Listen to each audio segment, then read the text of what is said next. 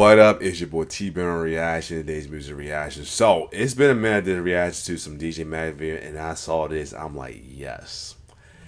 This was one of this song right here is definitely one of the, definitely can go into the classic of house music of, in time for June, which is Black Music Month. This definitely going down the history of house music in the Black music communities as well too, though. You know, house originated in, I hope I said this right, Chicago, yes. Because I always try to figure which one started where. House was Chicago and techno is Detroit. Let me double check Chicago, right? Yep. House is Chicago music. Yeah, house music started in Chicago and techno is on Detroit. Yep, techno is Detroit. Yep. Anyway, but yeah, this was one of the iconic hip house joint of all time that's been sampled, played, everything. It's Inner City Good Life. Man, till this day, man, one of the ghosts of house music, of house classic right there. So anyway, other than that, let's see the making of this iconic house anthem. Let's get it. We need a follow-up. This record is it's gonna be a hit. It's taking off. We need a follow-up. This song will make your day in the city there is gray in the good life. I was really gonna play the top of pop the performance. I watched that and crack up how they got my main man just going back for the turntable. This is hilarious. Good life, good life, good life. Hey, I'm Kevin Saunderson of Inner City. My man, Kevin and Saunderson. This is the story of good life. Yep, Kevin. Stop shopping Virginia. Kevin Saunderson. As I was growing up, living in Brooklyn, New York, music that I was listening to was whatever my parents were listening to. I was listening to a lot of Motown, soul. But as I got a little older, I started listening to disco. I mean, like people like Chic, a lot of the Neil Rogers stuff, Sister Sledge, Evelyn Champagne King. And then as I even got older, maybe 17, 18, I was kind of, I was going to the Paradise Garage. Larry was an enlightening experience for me because first of all, I never heard a DJ. If I did, it was like at my mother party and they play records to the end. I remember going into the club. The bass was just vibrating as you got closer and you go into the room, and it was just an amazing atmosphere. It made you want to dance. The people there was there for the music, to hear Larry play. So as later on, when I started making music, it definitely played a role because, you know, I started working with vocals before the Detroit guys, like female vocals, full vocals, stuff like that. I wanted to be able to make a record that could be played in the club, that also could be heard on the radio. So that was important to me. So I always thought of Larry, and even when I made my underground records, I thought of the Paradise Garage. What would this sound like? I would visualize it. So Cream, yes, that was my first release. It came out on Metroplex at first, and then I re-released it and started my own label, KMS. As I said before, vocals was my thing. I wanted to do a vocal record, so that's my first stab at it. So I had no experience working with vocals. I didn't have a lot of experience making music, but I had the drive, I had the grit, I had the passion. Two things really helped. My brother, Ron, he was all around music and bands, and he was very technical. So he explained a lot of the tools to me that I was using because the books really wasn't user-friendly back then. He helped me understand a lot, but Juan Atkins came in and put the icing on the cake. I had the parts, I had the vocals, I had everything I wanted, and then I didn't know how to complete it. So Juan came in and showed me how to mix it and arrange at the same time. And I just kept getting better and kept learning. Once I knew how to arrange and mix, there was nothing stopping me. I just kept going to the next record.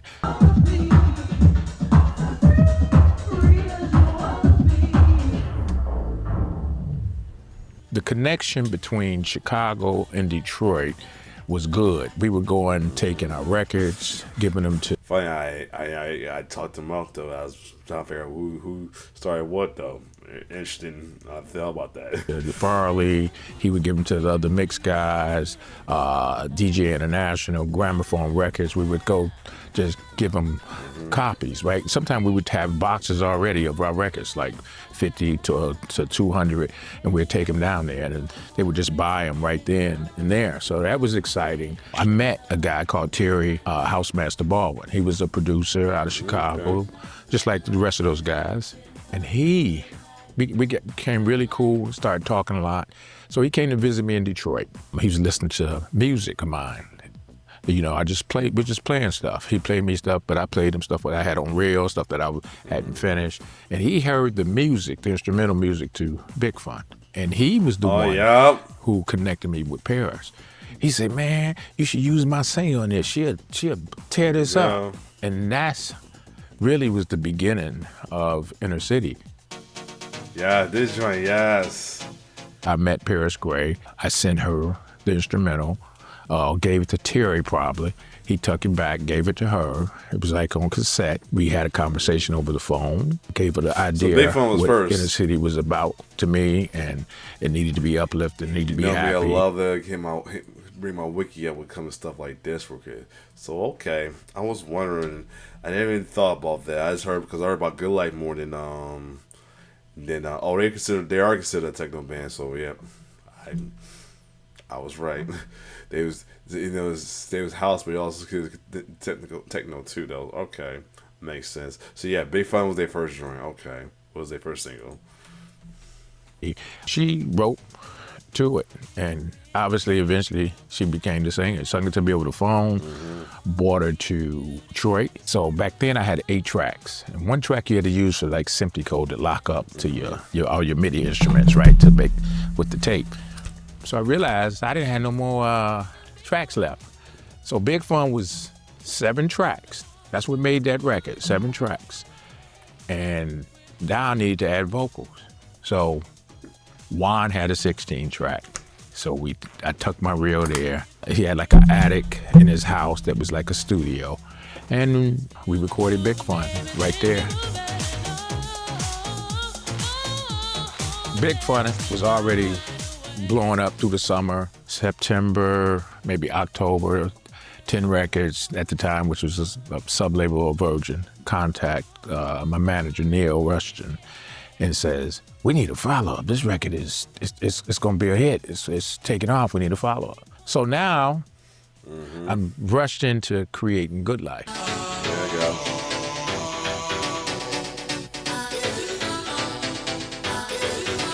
Let me take you to a place I know you wanna go. It's a good life. I'm in my apartment, and I call James up. I tell him it's time to do a follow-up. James never showed up. So now it's like, well, I got to get this done. My vision when I went into making Good Life was, how can I make something that connects to Big Fun? That was my thoughts, and still keep it uplifting. Basically, I just went in there and started vibing. I came up with the main riff pretty quick.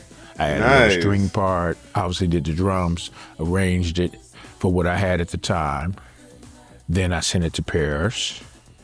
Paris kind of did the same thing, kept it uplifting, happy, and instead of Big Fun now, it became Good Life.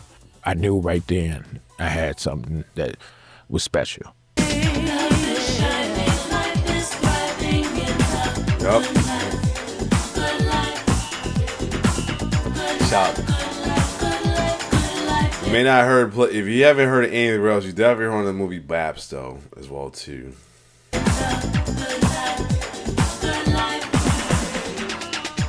So when I heard it over the phone, I immediately went to Chicago. She recorded the vocals in Chicago at a studio that Steve Hurley worked out of. Well, I got the parts back, and I did my mix in Detroit, which really became basically the radio version. I added more parts after Paris vocals to support her, and I had my keyboard player come in. His name was Roy Holman, which was my fraternity brother. Just say, "Come on, man. I got this record. I want you to add some additional parts," and that's what he did. I mixed it in at Pearl Sound Studios in Detroit with a guy, engineer called Ben Gross. He was pretty advanced at the time, and he had a big knee board. So that's really how Good Life happened. And it was right out the box. It was fire, you know. Everybody was going crazy for it. A lot of people wonder where I came up with this great sound, this great chord riff from Inner City. For those who don't know, do you know a record called Let's Get Brutal, Nitro Deluxe? So me and James, we were being experimental back then. So we took a note off the record, just like one note, and sampled it. One note that became a chord that we were able to. Just like what's the joint called? The Get Ready for This by yeah, that joint, yeah. That one little riff as well too though. Oh, the Two Unlimited, yup. Same thing, wow. Play over the piano. So it wasn't like a sample and we stole something, but we were being creative and took that sound and blended it with another sound to come up with that magical feeling. We were using the tools we had to be creative, and sometimes you have to think outside the box. Sometimes when you create a record, you might take a loop from something to give you inspiration and you get rid of it. Well, that was one of the ones that really stood out. So I'll let people know that years later. Nice. Back in the day, I wanted to do different various projects. I had different emotions about music, so I kind of spread them. I wanted to do something with vocals. I wanted to do something very dark and deep, which is E-Dancer. Inner City, obviously, is more of my vocal project. I had no idea that something like this was gonna happen. I wanted to stay back and be a producer. I didn't mind DJing. Thought I'd make records to play for myself because I love the music, and then hopefully people like it when I'm playing it. Now I'm doing TV shows, I'm doing Top of the Pops, I'm doing stuff like Diana Ross on the same show I'm doing. I'm like, this is, I can't believe this is happening. One thing I learned through life, you can be prepared for sudden change, and it definitely was a sudden change, so I had to go with the flow. I was fortunate also that Paris, she was a natural in front of the camera. She just was. She was magical. So I could kind of hide a little behind that part and let her kind of, you know, she sung the song, so wrote the song. So let her do her thing. Anyway, here comes the highest climber on the chart this week, up 16 places to number 6 with the Good Life, Inner City. Woo! Yeah, she was natural. She was getting into this performance. I tell you, I can pause this. It's not really pause to me, I don't know why. But my man Kevin in the back is just going back and forth. The turntables are so hilarious. Let me take you to a place I know you wanna go. It's a good life. Yeah, it was different. I mean, you know, I'm playing a keyboard that it's not really no sound coming out. It's just it's like a PA. Right. Paris is singing. It was just completely different. It was so, well, it was pop. It was just pop music and pop success. I'm not sure. Everybody that was on the show was having some kind of success in the charts. And we all were kind of in the same pot. That was something else. Good Life, yeah. And once he's playing, most keyboards not playing because all it's Kevin, but he has cool on with it. Love it. It's like my baby. It's something that is part of me, you know, even though like through time Paris couldn't continue, so we took a break. When I heard my son making music and it was sounding like me, and I was like, that sounded like something I would have did. That sounded like something I would have did. It just made sense to keep it going. We had so much great music from the past. And he liked working on vocals. I thought, well, I love making music. He loved making music. And we found a singer in Detroit that was local. She's a great performer. So I thought, let's just keep it going. So that's why it's still here today. Nice. A few years ago, I think prior to the pandemic, we played Glastonbury. I was just amazed how, especially when that track came on, it was just the energy in that room. It was good through the whole show, but when Good Life came on, oh my goodness. I just was like, wow. all these years later. Yep. So powerful. Folks That love just it. was special to me. Those records, especially Good Life, just touched so many people around the world. And, you know, you hear the stories, how it changed their life, how it's so magical, how it made them feel so good. It's a great feeling to know that I created something that can touch people in such a way. Alright, so I'm not sure why it's not stopping. Anyway, alright, now it stops. I guess. I think. Still ain't pulse. Anyway, definitely a good episode of good episode for sure, y'all. Of DJ Mads with this one. Definitely behind the like I said, this joint Tuesday is a great timing. Other than that, if you like my reaction, like, share, subscribe to my YouTube channel. It's your boy T signing off. One love.